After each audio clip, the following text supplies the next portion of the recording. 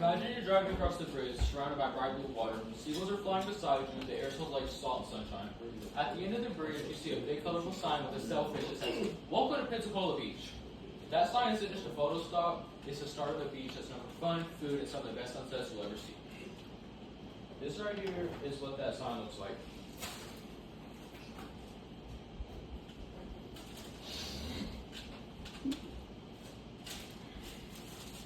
Today I'm going to tell you about Pensacola Beach, where it is, what you can do there, and what makes it so special. I've been going to Pensacola Beach for years with my family, and I've done some research and travel sites from National Park Service to give you real facts, not just stories from my vacation. In this speech, I'm going to talk about 3 main points. First, a little about the history and location of Pensacola Beach. Second, the fun things to do there, including food and bike trails. And third, the beaches in Fort Pickens, one of the area's coolest landmarks. Let's begin with where Pensacola Beach is and how it became the relaxed beach town it is today. Pensacola Beach is on Santa Rosa Island, a long skinny island in the Florida Panhandle. It's part of the Gulf Islands Natural Seashore, which means the land is protected and stays natural and clean. According to the National Park Service, its nearby city of Pensacola was settled in 1559 by Spanish explorers, more than 60 years before Jamestown. Because of that, Pensacola calls itself the first settlement. The beach itself started growing in the 1940s and 1950s, when people began to build small hotels, beach houses, and shops. The bright Pensacola Beach scenic sign, which you saw on my first poster, was added in the 1960s. It's been featured on postcards and even t-shirts. It's so well known that locals use it to give directions. They'll say, "Maybe under the sailfish."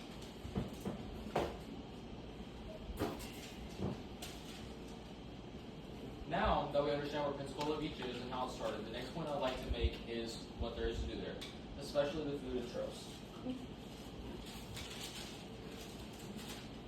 Let's start with the food, honestly, because that's one of the best parts. There are several popular restaurants that visitors love. One of them is Crabs on the Beach, which is right by the water. You can sit outside, eat fried shrimp and crab legs, and watch the waves roll in. This right here is a picture of this site that you'll see at the Crabs. The next restaurant is Redfish Bluefish. It has a fun outdoor setup with picnic tables and games. They serve fresh seafood, burgers, and you can see the sunset while you eat. If you want to eat something cool on a hot day, stop by Bear Fruit Acai Bowls, packed with fruit and granola. It's healthy but tastes like dessert. This right here is some of the acai bowls that I've gotten there, and the sandy beach in the background.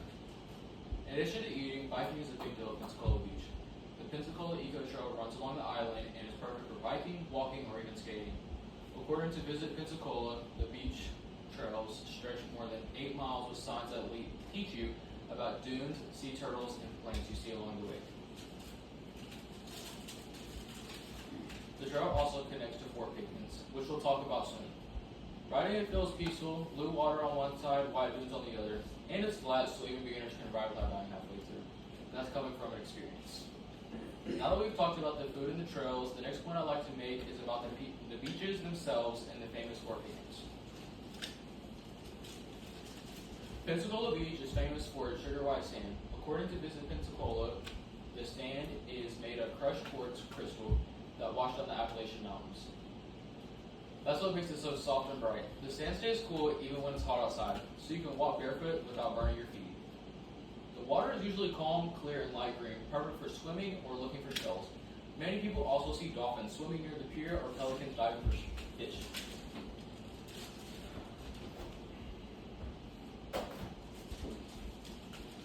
Fort Pickens is at the west end of the island. It was built in the 1830s to protect Pensacola Bay and was even used during the Civil War. Inside the fort, you can walk through tunnels, see old canyons, and learn about the soldiers who lived there. Right here is a picture of me and my brother in one of the canyons in the neighbor fort. And here are some of the sceneries that you can see right here. There's a small entry fee that's about $25 per vehicle, which covers the whole week for all the areas of the Gulf Islands National Seashore. Fort Pickens is also one of the best spots to watch the sunset. You can sit on the walls, look out over the Gulf, and see the sky turn pink and orange. It's peaceful and reminds you of how much history is packed in that small stretch of sand.